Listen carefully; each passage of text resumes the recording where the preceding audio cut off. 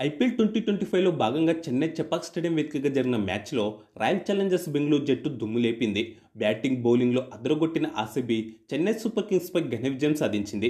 దీంతో 17 ఏళ్ల తర్వాత, రోజులతో సహా చెప్పాలంటే 6263 రోజుల తర్వాత చెన్నై చెపాక్ స్టేడియంలో బెంగళూరు జట్టు గెలిచింది. ముందుగా బ్యాటింగ్లో కెప్టెన్ రజత్ పటిదార్ కెప్టెన్ ఇన్నింగ్స్కు ఇతర బ్యాటర్లు కూడా తోడవడంతో ఆర్సీబీ భారీ స్కోర్ చేసింది. చెన్నై ఫీల్డర్ల తప్పిదాలు కూడా ఆ జట్టుకు కలిసొచ్చాయి. అనంతరం ఆర్సీబీ పేసర్లు చెలరేగడంతో చెన్నై ఏ దశలోనూ లక్ష్యాన్ని ఛేదించేలా కనిపించలేదు. అయితే ఈ మ్యాచ్లో చెన్నై ఓడినప్పటికీ ఆ జట్టు తరపున మహేంద్ర సింగ్ ధోని మాత్రం ఓ సూపర్ రికార్డును అందుకున్నాడు. అలాగే ఈ విజయంతో జట్టు పరంగా ఐపీఎల్ చరిత్రలో చెన్నైపై ఇప్పటి వరకు ఏ జట్టు అందుకునే రికార్డును ఆర్సీబీ అందుకుంది. మొత్తంగా ఈ మ్యాచ్లో 5 రికార్డులు నమోదయ్యాయి. టాస్ ఓడి బ్యాటింగ్కు దిగిన రాయల్ ఛాలెంజర్స్ బెంగళూరుకు ఓపెనర్లు ఫిలిప్ సాల్ట్, విరాట్ కోహ్లీ మంచి ఆరంభాన్నిచ్చారు. పవర్ ప్లేలో ఫిలిప్ సాల్ట్ ధాటిగా బ్యాటింగ్ చేశాడు. ఖలీల్ అహ్మద్ వేసిన ఇన్నింగ్స్ మొదటి ఓవర్లో సాల్ట్ 2 ఫోర్లు బాదాడు. అలాగే అశ్విన్ వేసిన 2వ ఓవర్లో 2 ఫోర్లు ఓ 6, ఖలీల్ వేసిన 3వ ఓవర్లో ఓ 4 బాదాడు. అశ్విన్ వేసిన 2వ ఓవర్లో 16 పరుగులు వచ్చాయి. అయితే స్పిన్నర్ నూర్ అహ్మద్ వేసిన 5వ ఓవర్లో ఈ ఓపెనింగ్ భాగస్వామ్యాన్ని విడదీశాడు.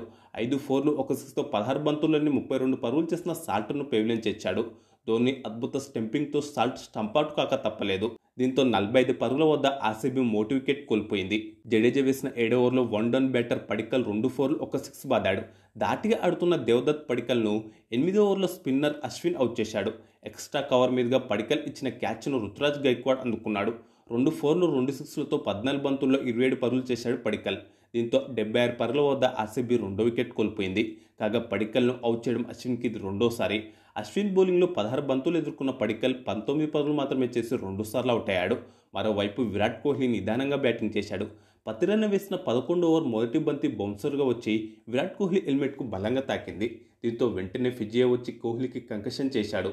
కానీ ఆ తర్వాత కూడా పతిరన్న అచ్చం అదే బంతిని వేగా కోహ్లీ 6 బాదాడు. ఆ వెంటనే 4 కూడా బాదాడు. అప్పటి వరకు నిదానంగా ఆడిన కోహ్లీ ఈ 2 షాట్లతో వేగం పెంచే ప్రయత్నం చేశాడు. ఆర్సీబీ స్కోర్ కూడా 100 పరుగులు దాటింది. 12వ ఓవర్లో ఆర్సీబీ కెప్టెన్ రజత్ పటిదార్ ఇచ్చిన క్యాచ్ను దీపక్ హూడా నేలపాలు చేశాడు. 13వ ఓవర్లోనూ పటిదార్ ఇచ్చిన క్యాచ్ను రాహుల్ త్రిపాఠి వదిలేశాడు. దీంతో రజత్ పటిదార్ వరుసగా 2 ఓవర్లలో అవుటయ్యే ప్రమాదం నుంచి బయటపడ్డాడు. అయితే ఆ తర్వాతి బంతికి 2 ఫోర్లతో 30 బంతుల్లో 31 పరుగులు చేసిన విరాట్ కోహ్లీని నూర్ అహ్మద్ పెవిలియన్ చేర్చాడు. కాగా ఐపీఎల్ చరిత్రలో ఈ చెన్నై చిదంబరం స్టేడియంలో విరాట్ కోహ్లీకి అత్యల్పంగా 110 స్ట్రైక్ రేట్ మాత్రమే ఉంది. అదే ఓవర్లో రజత్ పటిదార్ ఇచ్చిన క్యాచ్ను చెన్నై ఫీల్డర్లు మరోసారి వదిలేశారు. ఈసారి ఖలీల్ అహ్మద్ వదిలేశాడు. మొత్తంగా పటిదార్ ఇచ్చిన క్యాచ్లను సిఎస్కే ఫీల్డర్లు ఏకంగా 3 సార్లు వదిలేశారు. దీంతో వచ్చిన అవకాశాన్ని ఉపయోగించుకున్న పటిదార్ అప్పటి వరకు 21 పరుగులు మాత్రమే చేయగా అనంతరం హాఫ్ సెంచరీని పూర్తి చేసుకున్నాడు. జడేజా వేసిన ఆ తర్వాతి ఓవర్లో పటిదార్ 2 ఫోర్లు ఓ 6 బాదాడు. 15 ఓవర్లు ముగిసే సమయానికి ఆర్సీబీ స్కోర్ 3 వికెట్ల నష్టానికి 138 పరుగులుగా ఉంది. 16వ ఓవర్లో మరోసారి చెలరేగిన స్పిన్నర్ నూర్ అహ్మద్ 10 పరుగులు చేసిన లివింగ్ స్టోన్ను అవుట్ చేశాడు. 5 ఇన్నింగ్స్లోని లివింగ్ స్టోన్ను నూర్ అహ్మద్ ఏకంగా 4 సార్లు అవుట్ చేయడం గమనార్హం. అదే ఓవర్లో బెంగళూరు స్కోర్ 150 పరుగులు దాటింది. పతిరన్న వేసిన 17వ ఓవర్లో 14 పరుగులు వచ్చాయి. 18వ ఓవర్లో 9 పరుగులు ఇచ్చిన ఖలీల్ అహ్మద్ 12 పరుగులు చేసిన జితేష్ శర్మను అవుట్ చేశాడు. దీంతో 172 పరుగులకు ఆర్సీబీ సగం వికెట్లు కోల్పోయింది. అదే ఓవర్లో రజత్ పటిదార్ హాఫ్ సెంచరీని పూర్తి చేసుకున్నాడు. ఐపీఎల్లో పటిదార్కి ఇది 8వ హాఫ్ సెంచరీ.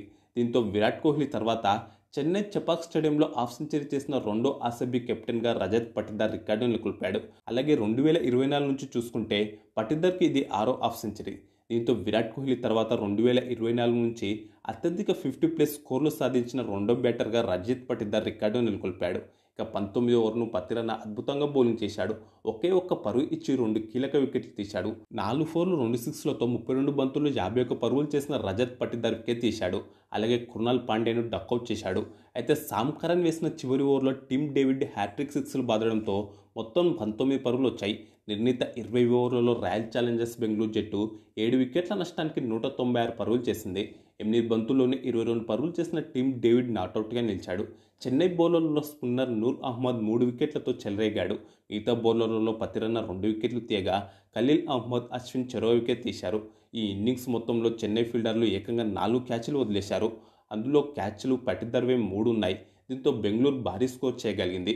అనంతరం 197 పరుగుల భారీ లక్ష్యంతో బరిలోకి దిగిన చెన్నై సూపర్ కింగ్స్ను రెండో ఓవర్లోనే బెంగళూరు పేసర్ జోష్ హేజిల్వుడ్ గట్టి దెబ్బతీశాడు. 5 పరుగులు చేసిన ఓపెనర్ రాహుల్ త్రిపాఠితో పాటు కెప్టెన్ రుతురాజ్ గైక్వాడ్ను డకౌట్ చేశాడు. దీంతో 8 పరుగులకే చెన్నై 2 వికెట్ కోల్పోయింది. రాహుల్ త్రిపాఠిని అవుట్ చేయడం 3 ఇన్నింగ్స్ల్లోనే హేజిల్వుడ్కి ఇది రెండోసారి. అలాగే రుతురాజ్ గైక్వాడ్ను కూడా 3 ఇన్నింగ్స్లోనే 2 సార్లు అవుట్ చేశాడు హేజిల్వుడ్. ఆ కాసేపటికే 4 పరుగులు చేసిన దీపక్ హుడాను మరో పేసర్ భువనేశ్వర్ కుమార్ పేవించాడు. దీంతో పవర్ప్లేలోనే సిఎస్కే 3 కీలక వికెట్లు కోల్పోయింది. అలాగే 30 పరుగులే చేసింది.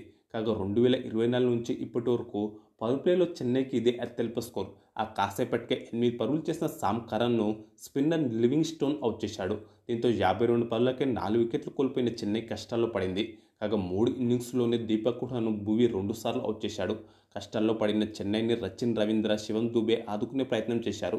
మిగతా బ్యాటర్లు వరుసగా అవుట్ అయినప్పటికీ ఓపెనర్ రచిన్ రవీంద్ర తన ఫామ్ కొనసాగించాడు. మరోవైపు వరుసగా వికెట్లు కోల్పోవడంతో చెన్నై రన్ రేట్ కూడా తగ్గిపోయింది. సాధించాల్సిన రన్ రేట్ భారీగా పెరిగిపోయింది. ఇంతలోనే left arm pacer Yash Dayal 13వ ఓవర్లో గట్టి దెబ్బతీశాడు. క్రీజ్లో కుదురుకున్న రచిన్ రవీంద్ర శివం దుబేను క్లీన్ బౌల్డ్ చేశాడు.